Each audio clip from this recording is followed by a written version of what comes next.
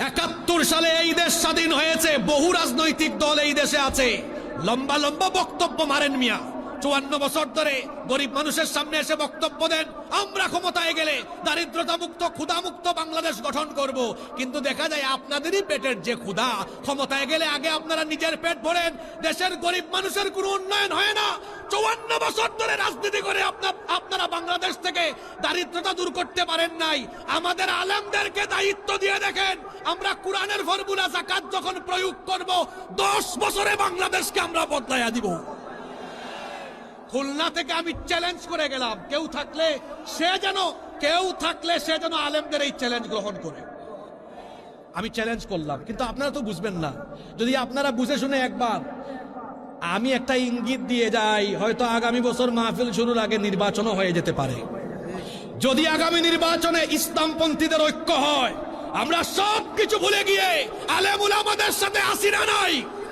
কারা কারা থাকবেন 2 হাত তুলে আল্লাহকে দেখান।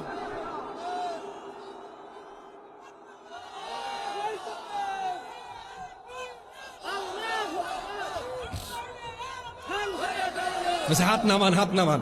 বলছিলাম না এদের খাসলত, বলছিলাম না তাদের খাসলত। তারা স্বার্থ আছে যেদিকে, তারা আছে লাভ আছে যেদিকে, আমরা আছি। এখন দেখছেন কি স্লোগান মারছে, লাভ আছে তো লাভ বুঝছে। আসলে লাভ আছে, জোরে বলেন লাভ আছে না নাই? খুলনার মানুষ, আমরা আমাদের খুলনা সহ গোটা বাংলাদেশকে দারিদ্রতা মুক্ত ক্ষুধা মুক্ত হিসাবে চাই কি চাই না? তাহলে আগামীর পার্লামেন্ট কোরআনের পার্লামেন্ট হোক, আমরা চাই কি চাই না? এজন্য আসুন, এই দেশকে দারিদ্রতা মুক্ত ক্ষুধা মুক্ত দেশ হিসাবে গঠন করতে হলে মানুষের তৈরি করা, মানুষের বানানো আইনকে লাথি দিয়ে বঙ্গোপসাগরে নিক্ষেপ করে কোরআনের আইনকে গ্রহণ করতে হবে। 1 নম্বর ফায়দা শুনে যে চিল্লাইছেন আপনারা, 2 নম্বরটা শুনলে তো আরো খুশি হবেন। 2 নম্বরটা বলবো। আসলে আমি স্টেজে উঠছিলাম আজকে শুধু এই ফায়দা নিয়ে কথা বলবো, যে কোরআনের রাষ্ট্র গঠন হলে আমি মোট 12টা পয়েন্ট নিয়ে আসছিলাম, যে 12টা ফায়দা হবে। কিন্তু এখানে উঠার পরে ভাবলাম সামনে রমজান মাস, একটু রমজান কেন্দ্রিক কথা বলি। এই জন্য যাই হোক, আমি এখানে এই 12টা ফায়দা থেকে, শোনেন, 12টা ফায়দা থেকে একদম ওই যে চা পাতা যে ইয়ে করো, এটার নাম কি, সাকনি, আমি ওই 12টা থেকে ছেকে চাকনি দেওয়া থেকে 2টা বের করছি। চিন্তা করলাম যেদিকে লাভ বেশি ওইদিকে যাই, তাহলে পাবলিক বুঝবে।